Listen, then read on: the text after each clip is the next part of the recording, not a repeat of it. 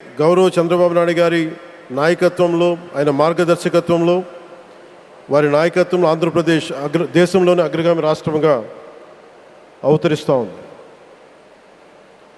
ప్రత్యేకించి ఈ విమానాశ్రయానికి అల్లూరి సీతారామరాజు గారి పేరు పెట్టడం ఆ మహావీరుడికి నివాళి మాత్రమే కాదు, ఆయన ఆశయాలను, ఆయన స్ఫూర్తిని భావితరాలకు అందించే చాలా చాలా గొప్ప నిర్ణయం.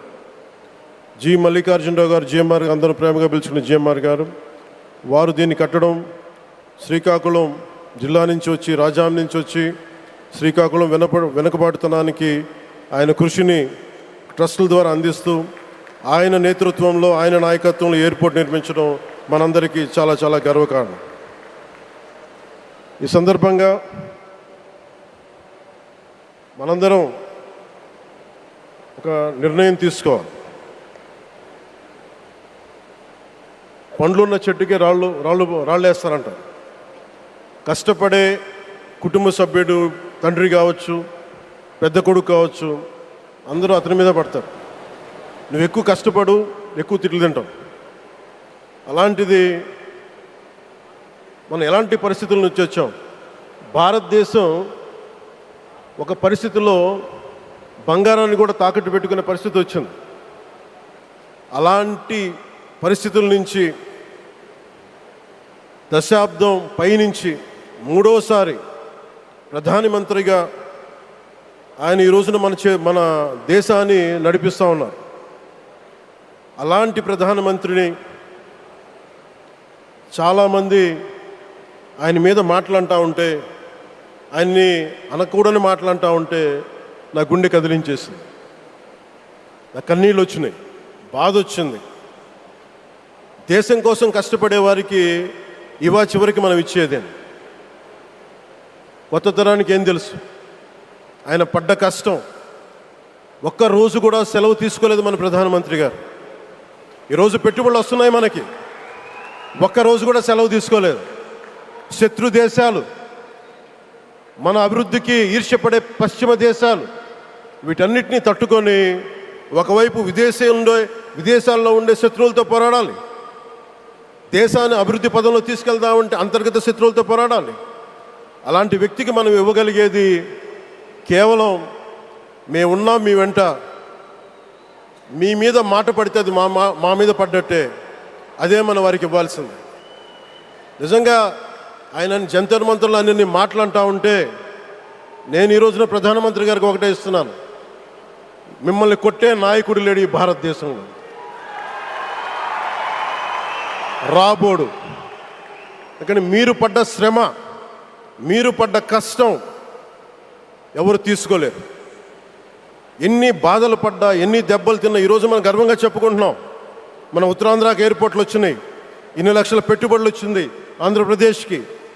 కానీ ఇవన్నీ తట్టుకొని చెయ్యాలి అంటే 144 కోట్ల తాలూకు ప్రజల ఆకాంక్షల్ని ఎంతోమంది వెనక్కి లాగుతున్నా, ఒకళ్ళు ముందుకు తీసుకెళ్లాలంటే ఎంతమంది తిడుతున్నా, విమర్శిస్తున్నా తీసుకెళ్తున్నారంటే ఒకే ఒక్క నాయకుడు ప్రధానమంత్రి శ్రీ నరేంద్ర మోదీ గారు.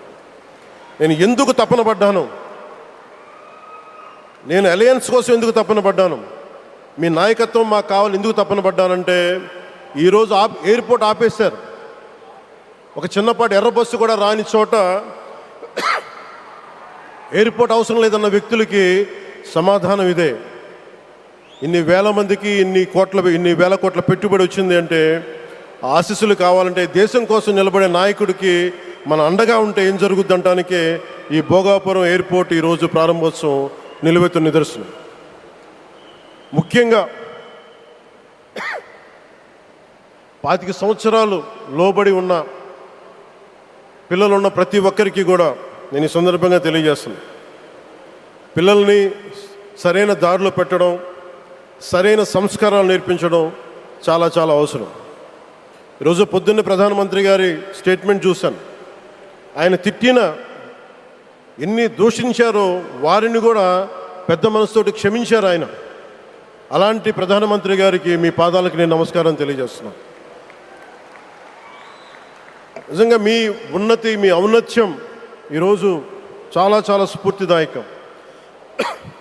భారతదేశం మీ అందరికీ కూడా, ప్రజలందరికీ కూడా, ఆంధ్రప్రదేశ్ ప్రజలందరికీ కూడా, దేశ ప్రజలందరికీ కూడా ఒక నాయకుడి కష్టాన్ని మనం వెంటనే గుర్తించలేం. ఆయన ఎంత తపన పడుతున్నారు. ఒక కుటుంబాన్ని నడపడం ఎంత కష్టపడుతున్నాం. 140 కోట్ల మంది ప్రజలు నడపడం ఎంత ఆషామాషి వ్యవహారం కాదు. ముందుకు తీసుకెళ్లే నాయకుడికి తెలుస్తుంది. అలాంటి వ్యక్తికి మనం ఏమి ఇవ్వగలం. దేశాన్ని నడిపించడం అంటే రామకార్యం లాంటిది. హనుమంతుడు లంకకు లంఘించినప్పుడు అనేక అవంతరాలు వచ్చినాయి, అనేక అడ్డంకులు వచ్చినాయి. రామకార్యం చాలా గొప్పది. అలాగే ఈరోజు ప్రధానమంత్రి గారు దేశాన్ని ముందుకు నడిపించేది బృహత్కార్యం, చాలా మహాకార్యం అది.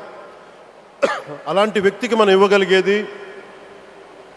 హనుమంతుడికి మనం ఏమి ఇవ్వగలం? నువ్వెంత గొప్పగా లంఘించావు, ఎంత కష్టపడ్డావు. ఏ దేవతకైనా ఇవ్వాల్సిన స్తుతే. వాళ్ళు మన నుంచి ఏమి కోరుకోరు. ఒక తల్లిదండ్రులకి మనం ఏం కోరుకోరు. అమ్మ నువ్వు మా కోసం కష్టపడ్డావు, నాన్న నువ్వు మా కోసం కష్టపడ్డావు అని. అలాగే ఈ దేశ ప్రధానికి, సెలవు తీసుకోకుండా పనిచేస్తున్న ఈ దేశ ప్రధానికి మనం ఇవ్వగలిగేది, మీరు మా కోసం ఎంత కష్టపడ్డారు, మీరు మా కోసం నిరంతరం ఎంత శ్రమ తీసుకున్నారని చెప్పడమే మనందరి కర్తవ్యం. అలాంటి గౌరవ ప్రధానమంత్రి గారికి మనస్ఫూర్తిగా మీరు అనుకున్నంత కాలం అధికారం మీరు వద్దంటే వదలాలి, కానీ అధికారం మీ చేతుల్లోనే ఉంటుంది. దానికి మేమందరం నిరంతరం కృషి చేస్తామని తెలియజేసుకుంటూ, భారతమాత ముద్దుబిడ్డ మన ప్రధానమంత్రి నరేంద్ర మోదీ గారికి ధన్యవాదాలు తెలుపుకుంటూ, ఒక్కసారి ఆయనకి ఇవ్వగలిగేది భారత్ మాతకి జేజేలు చెప్పుకుంటూ సెలవు తీసుకున్నాను. భారత్ మాతాకి. గౌరవ ప్రధానమంత్రి గారికి మరోమారు ధన్యవాదాలు తెలుపుకుంటూ, మీ ఆశీస్సులు మా అందరికీ కావాలి, రాష్ట్రానికి కావాలని తెలియజేసుకుని సెలవు తీసుకున్నాను. జై భారత్ అండ్ జై హింద్.